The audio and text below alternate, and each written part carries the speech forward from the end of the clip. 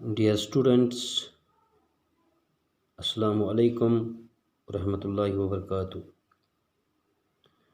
This is history and chapter 6. Today's topic is weavers, iron smelters and factory owners. یہ جو آج کا topic ہے ہسٹری کا ہے، اس میں ہم یہ دیکھیں گے یہ چیپٹر جو ہے اس میں ہندوستان کے کرافٹ انڈسٹریز کے بارے میں بتایا گیا ہے جو برٹش امپائر کے دور میں تھی، اور اس انڈسٹریز یہ دو انڈسٹریز ہیں جن پہ برٹش والوں نے فوکس کیا تھا، یہ ایک ٹیکسٹائل اور ایک آئرن کی، مطلب ایک ٹیکسٹائل جو کپڑوں کے کارخانے تھے، اور جو آئرن یعنی لوہے کے کارخانے تھے، ان پہ زیادہ فوکس تھا۔ تو کہتے ہیں as industrialization started in England, it wanted new markets to sell goods and to get raw materials to manufacture goods. It led to conquest and colonization of India. Later on, India markets were flooded with the British goods. Before 18th century, India textiles were very popular in Europe, so European industries began protesting against the import of Indian cotton textiles. It led to the passing of certain acts being the printed cotton textiles from India.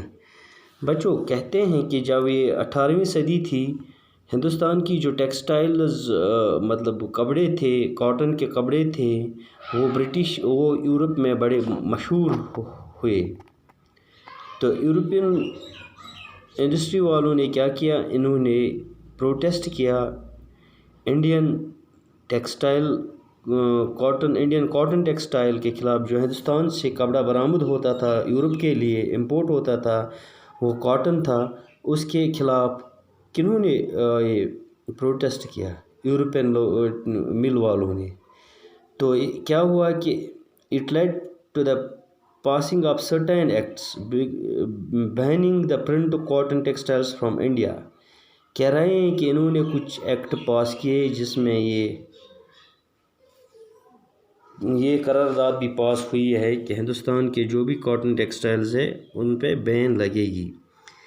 After 1760, many new inventions took place in England, which led to availability of cheap woven clothes with good quality. So European companies brought such clothes to India and it led to the destruction of Indian textiles. کہتے ہیں کہ 1760 عیسوی میں many new inventions، بہت سارے نئے invention ہوئے جنہوں نے انگلینڈ میں جنم لیا۔ تو کیا ہوا کہ وہاں پہ انہوں نے availability of cheap won clothes, یعنی جو کپڑے بنتے تھے تو وہ بڑے سستے میں بیچتے تھے اور اس کی کوالٹی بہت اچھی تھی۔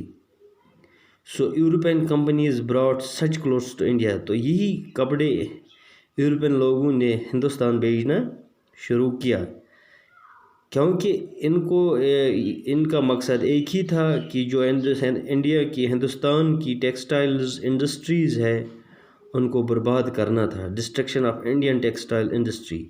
جیسے کہ انہوں نے وہاں سے کپڑے بنانے شروع کیے اور کپڑوں کو بنا کر ہندوستان بیچ دیا، اور ہندوستان میں اس کو سستے داموں میں بیچ دیا۔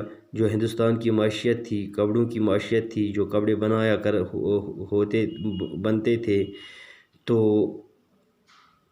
وہ مہنگے تھے، تو انہوں نے کیا کیا، انگلینڈ میں انہوں نے بہت سستے داموں پر کپڑے بنائے، لیکن کوالٹی ان کی اچھی تھی، تو وہی ہندوستان بیچ کر سستے داموں میں بیچنے شروع کیے، تاکہ ہندوستان کی جو یہ ٹیکسٹائل انڈسٹریز ہے یہ برباد ہو جائے.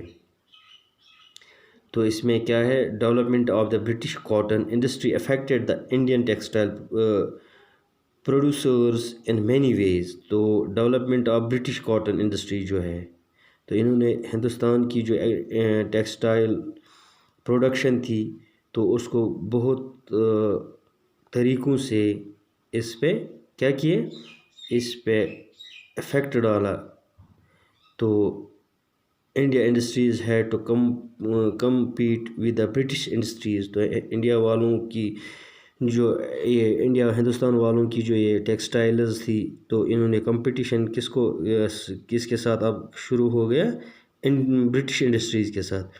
Exporting textile became very difficult, یعنی ان کے لیے بڑا محال ہو گیا. یہ جو ٹیکسٹائل کا ایکسپورٹ کرتے تھے ان کے لیے بڑا مشکل ہو گیا. Heavy duties were imposed on Indian goods lead to decline of Indian textiles.